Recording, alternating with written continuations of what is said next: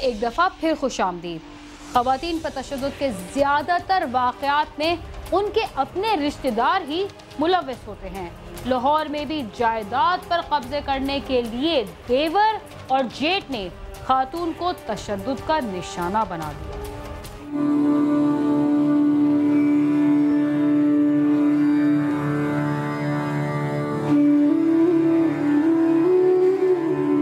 वहदत colony की रहायशी नाजिया बीबी अपने खावंद खलीकुर रहमान और 4 बच्चों के साथ एक छोटे से कमरे पर मुश्तमिल घर में गुज़िश्ता 15 बरस से रहायश पजीर है। नाजिया का कहना है कि उसका जेठ रशीद और देवर अरशद उनके हिस्से की जायदाद पर कब्जा करना चाहते हैं, जिसकी बिना पर वो उसे अक्सर औकात तशद्दुद का निशाना बनाकर घर छोड़ने का मुतालबा करते हैं। नाजिया ने थाना वहदत कॉलोनी में अपने ससुरालियों के खिलाफ मुकदमा दर्ज करवाया तो मुलजमों ने उसे संगीन नताइज की धमकियाँ देकर जबरदस्ती सुलह करवा ली। जब से मेरी शादी हुई है 15 साल से इन्होंने मुझे बहुत तंग किया है, तशद्दुद करते हैं। मैं छोटे से कमरे में इसी 10 मरले का घर है, लेकिन मुझे एक छोटा सा कमरा दिया गया, लेकिन फिर भी बहुत तशद्दुद करते हैं, तंग करते हैं। ससुराल में रहती हूँ, बस आए दिन ये कहते हैं कि यहाँ से निकल जाए, मुझे मारने की धमकियाँ दी जा रही हैं। मेरे साथ लिहाजा कोई ताउन किया जाए। नाजिया का 14 साला बेटा सैफुर रहमान पैदाइशी माजूर है, जबकि 2 बेटियां स्कूल में ज़ेरे तालीम थीं, जिन्हें संगीन नताइज की धमकियों के पेश नजर गुज़िश्ता 1 माह से स्कूल भी नहीं भेजा जा रहा। बेटा माजूर है, उसको लेके 3 बेटियां, 1 बेटा है। बेटा माजूर है, बेटे को कहाँ लेके जाएं? हम बाहर भी नहीं रह सकते। वज़ीर आला पंजाब से ये दरख्वास्त करती हूँ कि ये इस बात का नोटिस लें कि जो मेरी जान खतरे में है, मेरे बच्चों की हम खतरे में बैठे हुए हैं, बहुत परेशान हैं, और प्लीज़ हमारे लिए कुछ करें, हम बहुत परेशान बैठे हुए हैं। नाजिया का शोहर खलीकुर रहमान टाइलें लगाने का काम करता है। खलीक का कहना है कि माली वसाइल कम होने की वजह से किराए का मकान लेना उसके लिए मुमकिन नहीं है और इस मकान में उन सब की जानों को खतरा है। 15 साल हो गए मेरी शादी हुई, ठीक है। 15 साल दे विच इन्होंने कोई 10-12 दफा मारिया, 10-12 दफा इन्होंने मारिया। उस तो बाद ये कहते हैं कि हिस्सा भी नहीं तुहानूं देना, तुहाडा जिहड़ा हिस्सा ना वो खत्म करना चाहते हैं, कहते इन्हां नूं इत्थों कढ दिओ। मैं हुण बच्चों नूं लैके कित्थे जावां? असीं मुकदमा दर्ज कराया सी वहदत कॉलोनी थाणे दे विच, लेकिन इन्हां ने सानूं धमकी ला के ना ते सुलह करवाई। लिहाजा अपील है कि साडे नाल सानूं तहफ़्फ़ुज़ दित्ता जाए। कम ते गया हुंदा ते ध्यान पिछे ही हुंदा कि किते हुण कुछ ना हो जाए, हुण कुछ ना हो जाए, ते कमाना की है ते खाना की है। अपनों के हाथों जुल्म का निशाना बनने वाला ये बदनसीब घराना अपनी जिंदगियों के तहफ़्फ़ुज़ के लिए अरबाब इख्तियार की तवज्जो का मुंतज़िर है। कैमरामैन फयाज उमर के साथ आमिर शहजाद, समा, लाहौर।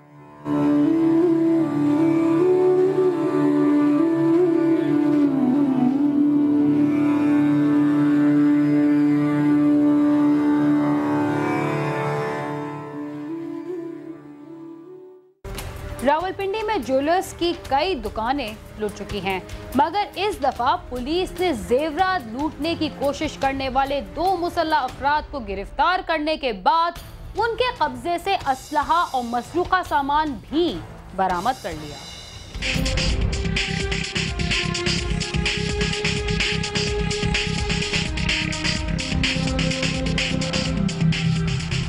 रावलपिंडी के इलाके सादकाबाद में 2 मुसल्लह अफराद सुनार की दुकान में दाखिल हुए और असलहे की नोक पर लाखों रुपए मालियत के जेवरात लूट लिए। सुनार ने जब शोर शराबा किया तो अहले इलाका ने फरार की कोशिश करने वाले डाकुओं का पीछा किया। इस दौरान डाकू एक घर में रूपोश हो गए और पुलिस की भारी नफरी भी मौके पर पहुंच गई और फायरिंग के तबादले के बाद दोनों मुलजिमान को गिरफ्तार कर लिया गया। फायरिंग के बाद उनको पुलिस पार्टी ने और आवाम ने मिलकर काबू किया और काबू करके उनसे जो छीना गया जेवरात थे, जो उन्होंने एक ज्वेलर है, बाद में पता लगा कि उन्होंने पहले ज्वेलर शॉप को लूटा। शबाना ज्वेलर है, छोटा सा है, उसका कारोबार है, लेकिन उससे वो जितनी उसकी छोटी मोटी जमा पूंजी थी वो लूट के फरार हो गए थे और बाद में घर में दाखिल हुए वहाँ वारदात करने के लिए और उनको पुलिस पार्टी ने गिरफ्तार किया।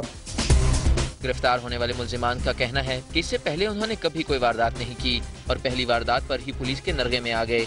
उठा के भागे तो लोग लग गए पीछे, फिर वहाँ बंद गली थी, घर में घुस गए तो बस लोग थे इधर उधर, तो बस पकड़े गए वहाँ पे। ऐसे जा रहे थे तो दुकान देखी है ये, और हफ्ता 10 दिन पहले तो हमने जहन बना लिया कि यहीं पे कुछ करेंगे, तो फिर मैं और रहील ने बस आके यहाँ पे दोनों ने कोशिश की लेकिन पकड़े गए। दूसरी जाने पुलिस रिकॉर्ड के मुताबिक मुलजिम जुल्करनैन कत्ल के मुकदमे में सजा भुगत चुका है और दोनों मुलजिमान इससे कबल भी कई वारदातें कर चुके हैं। जेवरात थे, सोना था, ज्वेलरी थी जिनमें अंगूठियाँ थीं, उसके अलावा चूड़ियाँ थीं, वो बरामद की हमने। और एक उनकी गाड़ी थी, मेहरान गाड़ी, जो कि टैक्सी इस्तेमाल करते थे। ये टैक्सी नहीं इस्तेमाल होती थी, ये वारदात के लिए यूज़ करते थे। और तफ्तीश में ये भी चीज़ सामने आई है कि इनके साथ कोई औरत भी है और गालबन वो जुल्करनैन की बीवी है और उसकी सेकंड वाइफ है। उसके हमने रेड किया है पुलिस पार्टी ने, लेकिन वो घर पे मिली नहीं है। अवामी हलकों की राय में पुलिस अगर किसी भी वारदात के बाद बर वक्त कार्रवाई कर ले तो जराइम करने वाली काली भेड़ें कानून के शिकंजे में जरूर आ सकती हैं। कैमरामैन जुल्फिकार अली के साथ आमिर सईद अब्बासी, समा, रावलपिंडी। देरीना दुश्मनी नस्ल दर नस्ल चलती हैं और इससे कई अफराद हलाक हो जाते हैं। लाहौर में भी देरीना दुश्मनी पर फायरिंग से 2 अफराद जाँ बहक जबकि 2 जख्मी हो गए। पुलिस ने मुल्जिमान की गिरफ्तारी के लिए छापामार टीमें तश्कील दे दी।